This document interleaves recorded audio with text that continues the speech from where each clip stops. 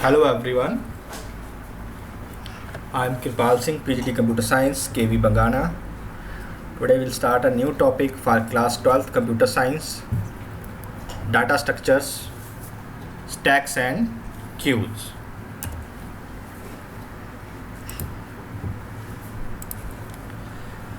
After learning this chapter, we will be able to understand data structures, implementing stacks, push pop operations using a list, applications of stacks, then implementing queues, insert and delete using list, applications of queue. Now before understanding the stacks, let us understand what is a data structure.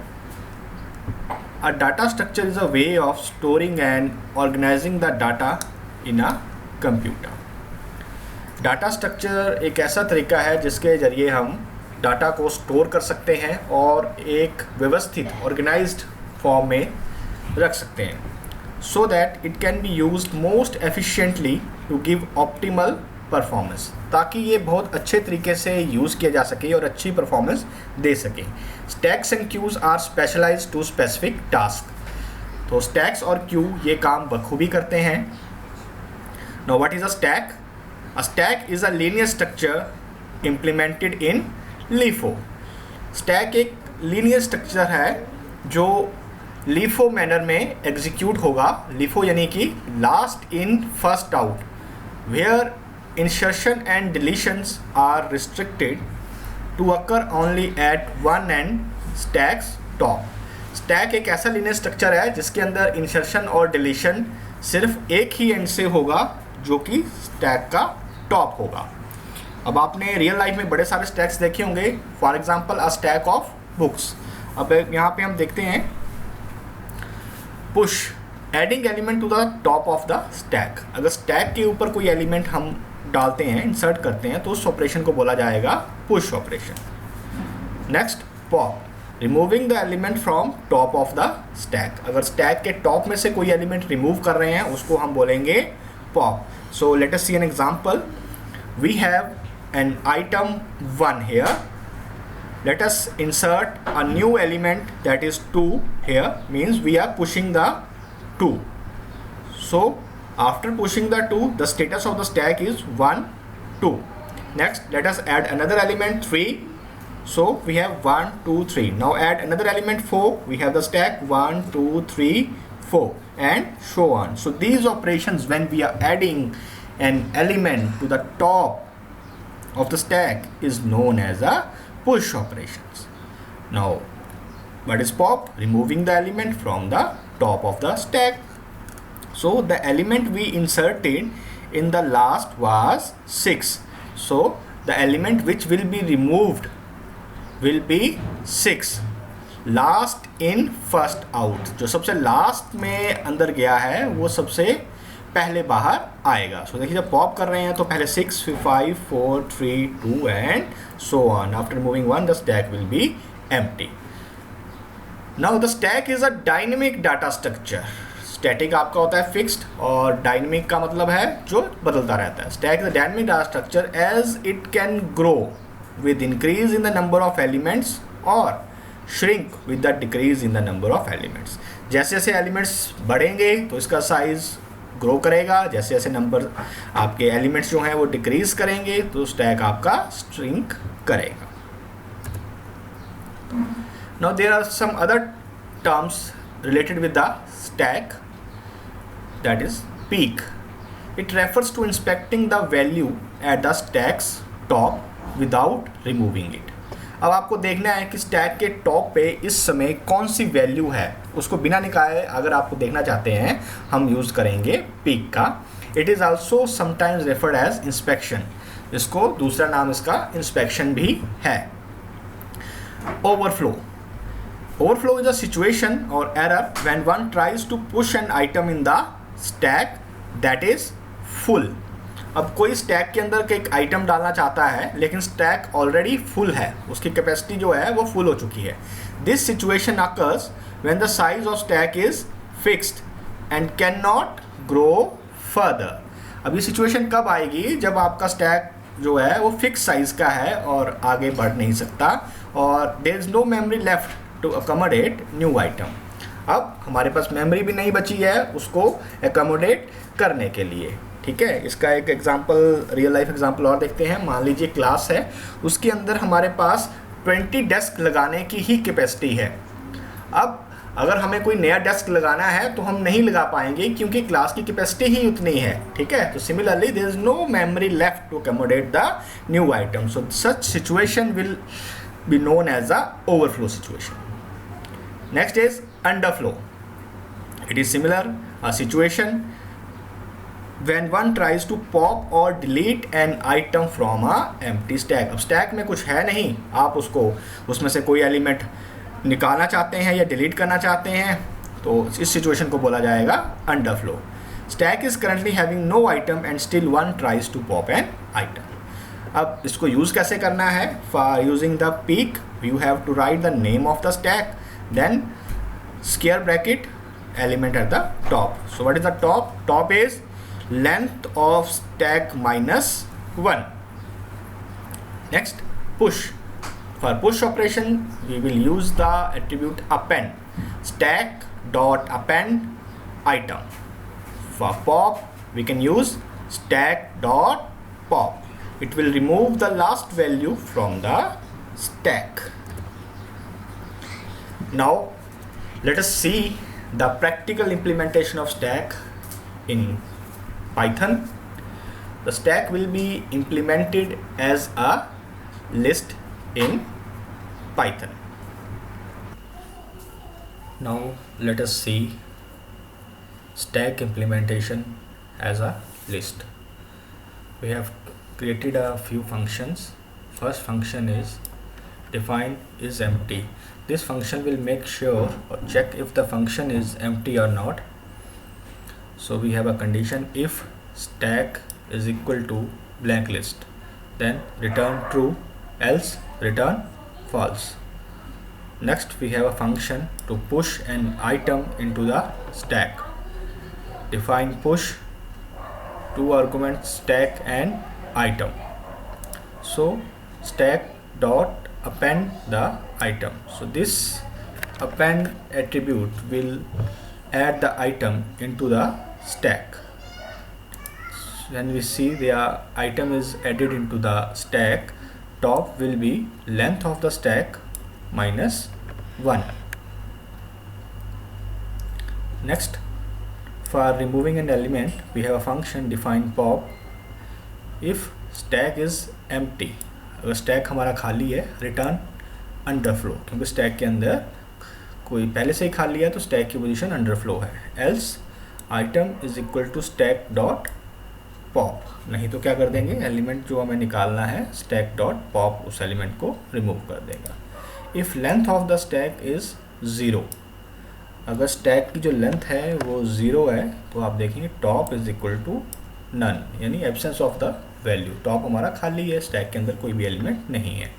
else top is equal to length of stack minus 1, तो एक एक करके वो ऊपर चलता जाएगा और return the item. Next, define peak. As we have studied, this peak function gives us the topmost element in the stack. If is empty, stack return underflow. अगर stack खाली है तो हमारा underflow का condition return होगा, नहीं तो top will be become length of stack minus 1 and return stack top position. Another function define display to show the status of the stack. If stack is empty, print stack empty, else top is equal to length of stack minus 1. तो top आप देखते रहेंगे, जो भी length रहेगी stack की उसमें से एक माइनस करके आगे ऊपर ऊपर चलता जाएगा। So we will print here stack top, और ये हमने सिर्फ टॉप को शो करने के लिए यहाँ पे ये एरो की यूज़ की हुई है जो टॉप आपको दिखाएगा। अब यहाँ पे डिस्प्ले करते टाइम यहाँ पे एक लूप करवाया है हमने, क्योंकि इसको सारे एलिमेंट्स शो करवाने हैं for a in range top -1 -1 -1, यानी टॉप -1 से शुरू करेगा, कहाँ तक जाएगा -1, और जंप रखा है हमने माइनस में क्योंकि इसको रिवर्स ऑर्डर में जाना है। Friends, stack of A, stack की जो 8th पे 0th पोजीशन से ये करता हुआ सारे एलिमेंट्स को डिस्प्ले कर देगा। Now let us see the main function. We have a blank stack, top position as we know none, there is no value. Now while true, जब तक ये कंडीशंस मेरी ट्रू रहेंगी, प्रिंट स्टैक ऑपरेशंस, और हम print करवा लेंगे 5 values हमने दी है, 1 for push, 2 for pop, 3 for peak, 4 for display stack, and 5th that is for the exit.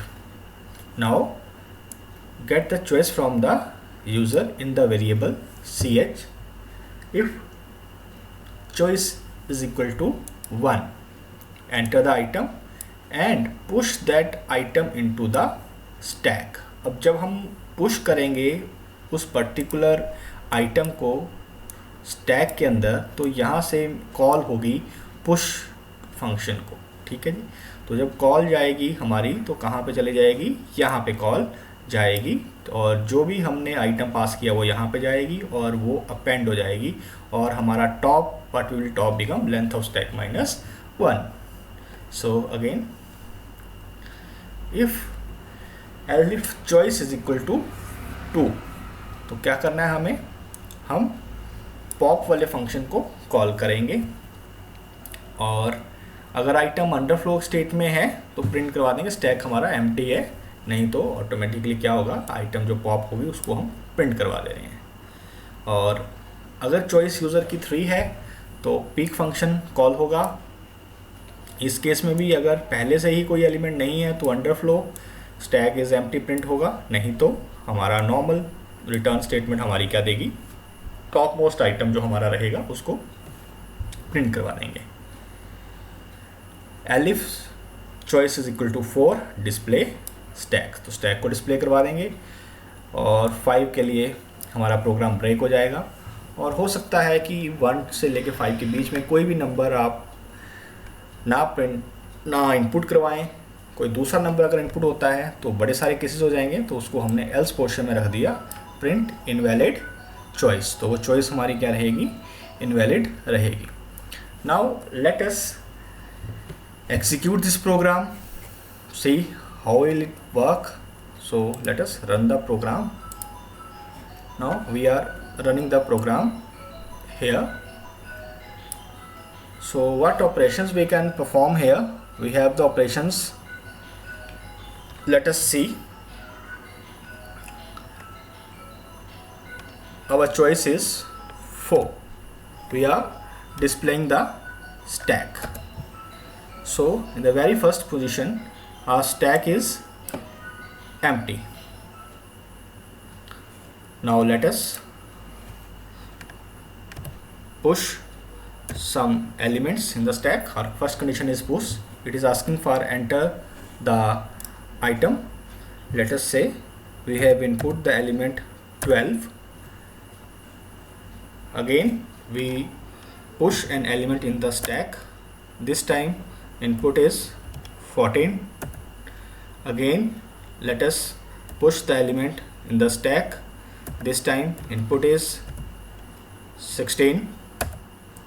now let us display the stack, choice is 4, we can see here we have input the elements, first we have input 12, then we have input 14, and in the last we have input 16। so 16th is the topmost element of our stack। now let us use the peek function, as we know that peek function will return us or give us the topmost element in the stack। so in my case the topmost element is 16, so let us use the peek function। for peek function the choice is 3, so let us input 3, we can see here the topmost item, that is the 16, and the peek function is working correctly। so let us now pop some element। for popping an element we have the choice 2. So let us input the choice 2. You can see here popped item is 16. तो यहाँ पे आप देख रहे हैं कि 16th जो मेरा एलिमेंट था वो पॉप हो गया है।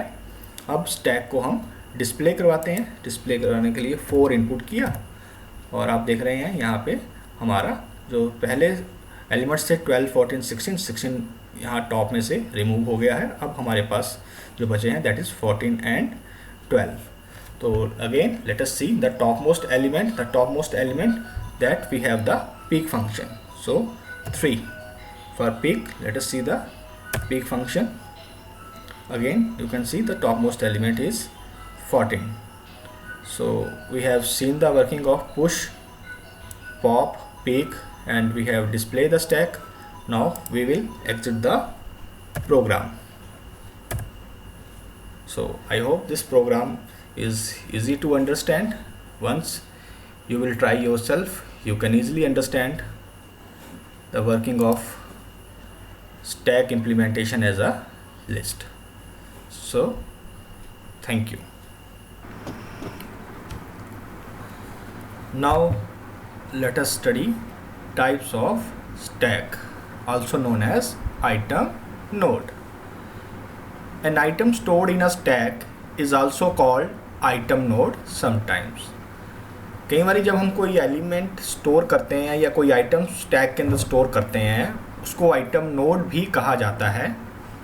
If you want to create stack that may contain logically group information such as member details like member number, member name, age etcetera.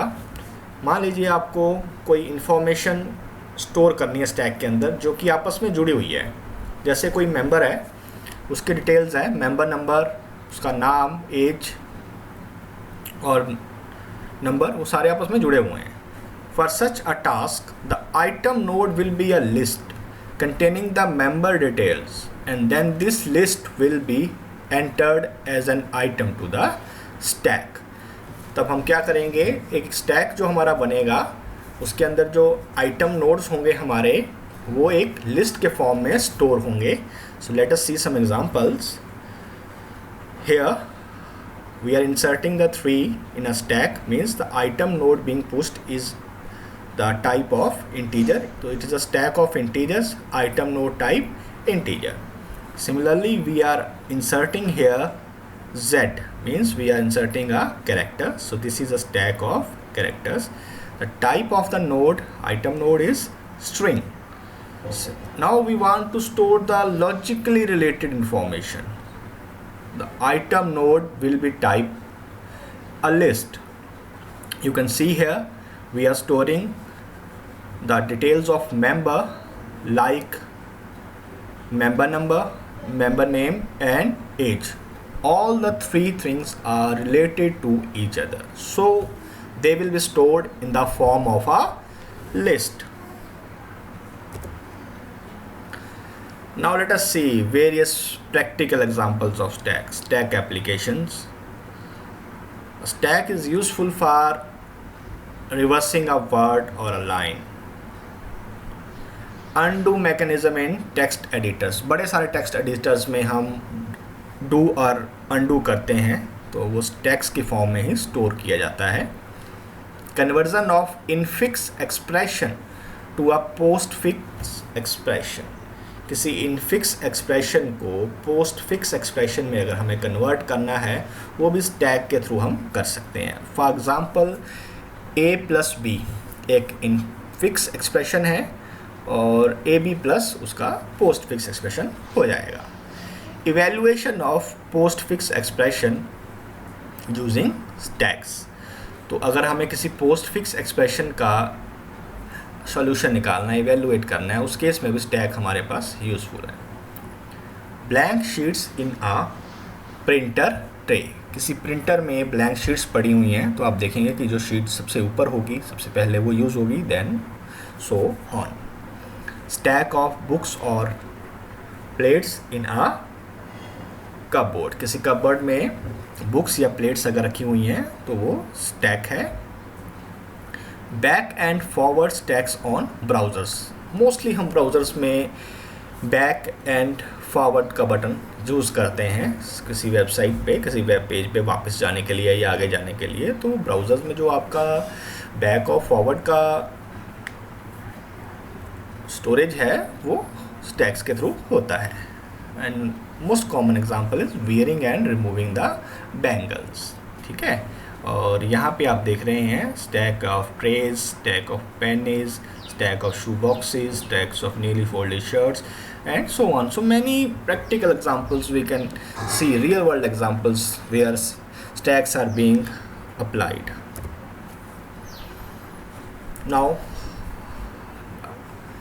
a new subtopic is queues. A queue is a linear list implemented in FIFO. तो queue भी एक linear list है जो कि FIFO manner में execute होगा, first in first out manner, where insertions take place at the rear end. जिसमें कोई भी नया एलिमेंट जो है वो कहाँ से आएगा, रियर एंड से, यहाँ पीछे से आएगा। And deletions are restricted to occur only at the front end of the queue. और अगर कोई डिलीशन करनी है, हमें कोई एलिमेंट रिमूव करना है, तो उसकी रिस्ट्रिक्शन है कि वो सिर्फ फ्रंट एंड से ही होगा। तो क्यू हमने बड़ी सारी क्यूज़ रियल लाइफ में देखी है, हर जगह आपको क्यू देखने को मिल जाएगी। एटीएम में खड़े हैं तब क्यू है, ठीक है, असेंबली लाइन में खड़े हैं तब क्यू है। तो क्यूज़ की में क्या है कि जब भी कोई एलिमेंट आपका रिमूव होगा तो वो फ्रंट से ही होगा, और नया एलिमेंट कोई आएगा तो वो पीछे ही इसमें इंसर्ट होगा। ठीक है, अब प्रेयर असेंबली में कुछ बच्चे खड़े हुए हैं, क्यू बनी हुई है। अब कोई बच्चा आपको पता है लेट आता तो क्या बोलते हैं, जाओ जाके पीछे जाके खड़े हो जाओ लाइन में। तो आपको पता है कि नया एलिमेंट कोई आएगा तो वो कहाँ होगा, बैक में ही जाएगा। ठीक है, और सबसे पहले बारी किसकी आएगी, जो फ्रंट में होगा। ठीक है, तो it's very simple, queue is a linear list implemented in FIFO manner. So the terms associated with it are NQ, insertion of an element to the rear of the queue. पीछे जो element add होगा उसको बोलेंगे NQ, उस process को बोलेंगे NQ। Removal of an element from the front of the Q, जब कोई एलिमेंट फ्रंट में से रिमूव होगा, निकलेगा, उस प्रोसेस को बोलेंगे DQ। So NQ insertion, DQ is removal. Other queue terms and their implementation. First is peak. जैसे स्टैक के अंदर टॉप मोस्ट पोजीशन को देखने के लिए यूज़ करते थे हम पीक, सिमिलरली क्यू के अंदर भी अगर हमें क्यू का फ्रंट एलिमेंट देखना है हम यूज़ करेंगे peek. That is it refers to inspecting the value of queues front without removing it. It is also sometimes referred as inspection. Second term is overflow. It refers to situation when one tries to enqueue an item in a queue that is full. अब एक Q है जो पहले से ही full है, उसके अंदर हम एक नया एलिमेंट इंसर्ट करने की कोशिश कर रहे हैं, तो इस सिचुएशन के अंदर एक एरर आएगा जिसको कि ओवरफ्लो एरर बोलते हैं।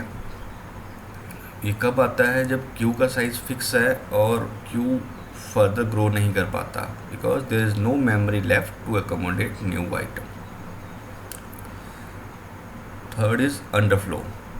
It refers to situation or error when one tries to delete an item from a empty queue. अब आप देखिए कि queue के अंदर कोई एलिमेंट नहीं है, if queue is empty and we still try to delete the element from queue, the situation is underflow. Stack के अंदर भी यही कंडीशंस थी। अगर स्टैक आपका खाली है और आप फिर भी एलिमेंट को रिमूव करते हैं तो एक सिचुएशन आती है एरर की, उसको बोलते हैं अंडरफ्लो। तो ये सेम है। अब देखिए तीन फंक्शन जो हम यूज़ कर रहे हैं, पीक, ओवरफ्लो, अंडरफ्लो, स्टैक और क्यू के लिए सेम है। Now how to use them. For peak inside a queue we can use queue front. For adding an element in the queue that is enqueue we can use queue dot append item.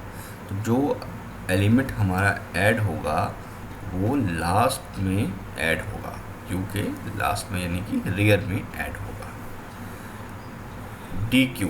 If we want to delete an element, we can use q dot pop 0.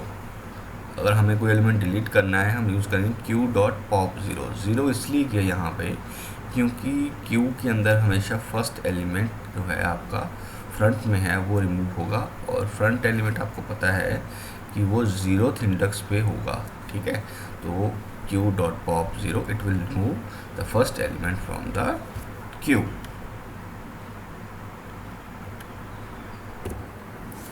Now we will see practical implementation of Q as a list. तो यहाँ पे आप देख पा रहे हैं कि कितना अच्छा एग्जाम्पल है. ठीक है, हम सभी ने बचपन में स्विंग का यूज़ किया है. ठीक है, अब आप देख रहे हैं यहाँ पे स्लाइडर लगा हुआ है, इसकी बारी है, उसके बाद इसकी बारी, then this, then this, then this. ठीक है, तो बिल्कुल Q को इम्प्लीमेंट करेंगे. Now let us see Q implementation as a list. As we know that Q implements FIFO manner, that is first in, first out. So let us create some functions. First function is empty. This will ensure that the queue is empty or not. So we will require an if condition. If queue is double equal to blank list, return true, else return false. Next, insertion of an element in a queue is known as enqueue. So insertion will be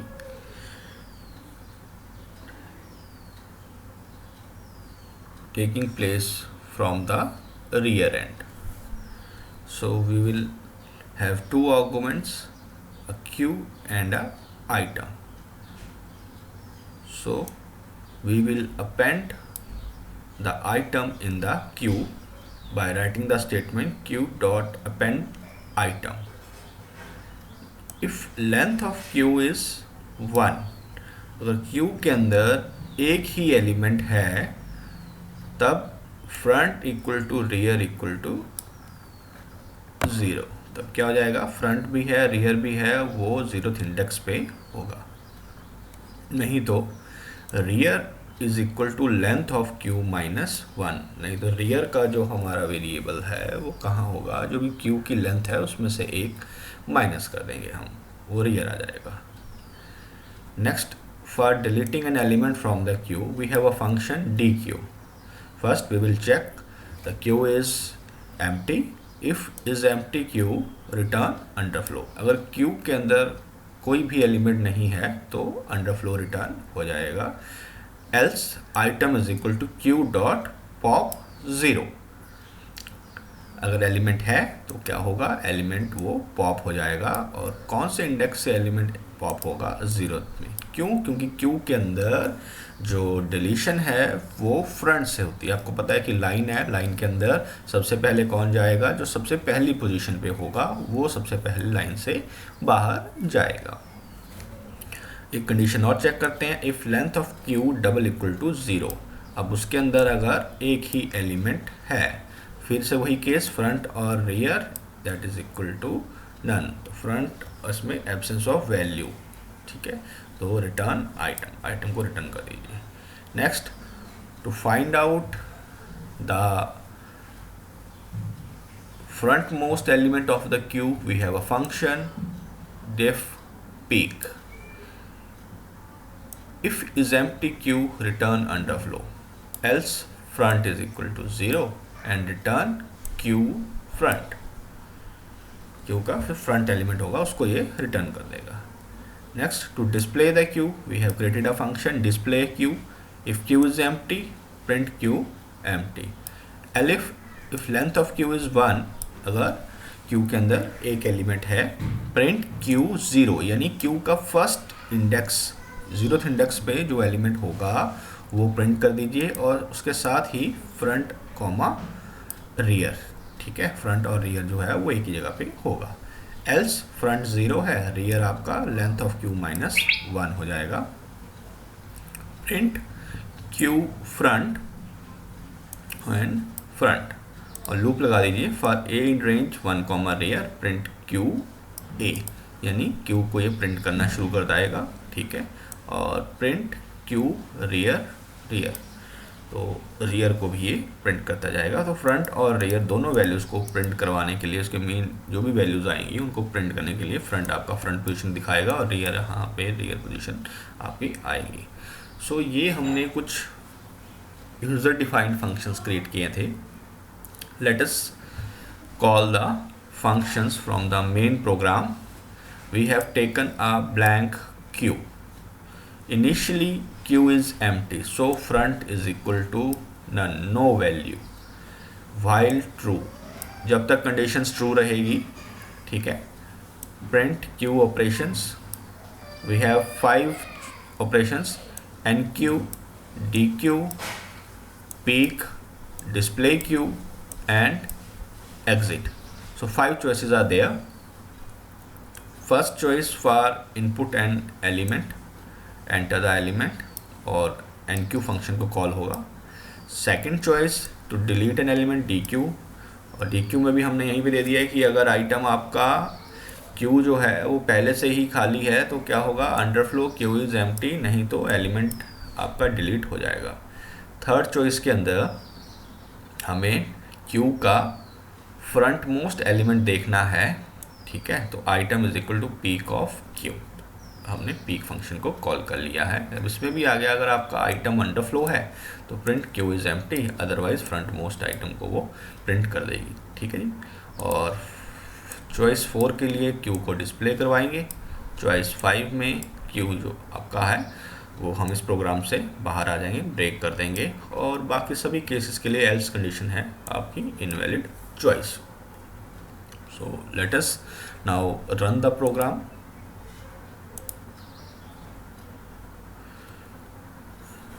You can see here the program is executed. Let us first display the queue. As we know there is no queue, so it should raise an error. Yes, the queue is empty. Okay, now let us insert some elements inside the queue. So first, that is enqueue, enter the elements for the queue. So we are entering here the elements for a queue. First element is 12. Again let us insert enqueue, element is 14. Again let us insert an element, that is enqueue, that is 16. And till now we have entered 3 elements in a queue, 12, 14 and 16. Let us display the queue. So for display we have the choice 4. So we can see here 12, 14, 16. Front most element is 12 and rear most element is 16. Now if we want to delete an element, that is dequeue an element, the element that is removed will be 12, because in a queue we have a FIFO manner, first in first out. So let us dequeue an element. For dequeue we have a choice 2. Dequeued item is 12. Now let us display the queue. For display we have option 4. You can see here 12 is dequeued from the queue, and now front is 14 and rear is 16. Let us remove another element, that is dequeue. The choice is 2, and now display the queue, option 4. Now you can see here we have only one element, that is front and rear are at the same place. Now let us dequeue again another element, that is the option 2. Now display the queue. You can see here the queue is again empty. So we have seen NQ and DQ. Let us again enter some element. Let us this time enter an element 17. Again enter another element, that is 18, and we display the Q. You can see here 17 is front and 18 is rear. Let us use the peek function. For peek we have 3, and it is showing us that the frontmost item is 17. So we have seen NQ, DQ, peek and display Q inside a queue. Let us exit from the program. For exit we have the option 5. So this program is similar to stack. Somehow there was push, and in this there is a NQ, there is pop, there is DQ and peek. On a stack it gives us the topmost element, here it gives us the frontmost element. But in stack we know stack was LIFO, last in first out, but Q is first in first out. So I hope this program is easy to understand. Once you try the program, the things will be automatically clear and understood by you. So happy programming. Thank you. What are the various applications of queue? Any flow of first in first out or first come first serve may be implemented as a queue. जहाँ पे भी first in first out का phenomena चल रहा है, ठीक है, वो आपका क्यू है. जैसे person standing in queue at ATM. When a resource is shared among multiple consumers, कोई एक रिसोर्स है, कोई एक साधन है, वो बड़े सारे कंज्यूमर्स के बीच में शेयर किया जा रहा है. जैसे for example a printer shared among a number of computers. आपने देखा होगा कि कंप्यूटर लैब के अंदर हमारे पास बड़े सारे कंप्यूटर्स हैं, वहाँ से हम किसी भी कंप्यूटर से कमांड दे देते हैं. एक प्रिंटर एक लगा होता है, वो प्रिंटर जो है वो शेयर किया गया होता है दूसरे से. For all printing request printer will maintain a Q and will print on FIFO basis. तो प्रिंटर क्या करेगा, सारी कमांड्स को स्टोर करेगा क्यू के अंदर और उसको first in first out basis के ऊपर करेगा. जो पहले कमांड आई उसको एग्जीक्यूट करेगा, then next. When you make calls to a call center, अब देखा होगा आपने कि जब कॉल सेंटर पे कॉल करते हैं, ठीक है, तो आपको कहता है कि प्रतीक्षा करिए, आप कतार में है, यानी कि you are in a Q.